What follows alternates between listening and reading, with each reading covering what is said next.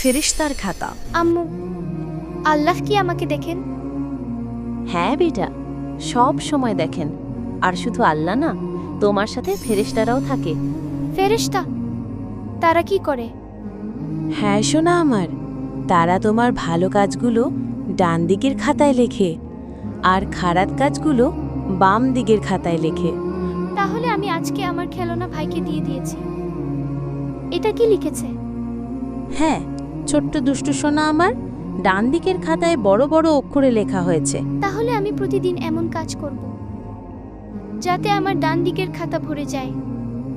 মাশাআল্লাহ, আল্লাহ তোমাকে আরো বেশি বেশি তৌফিক দান করুন।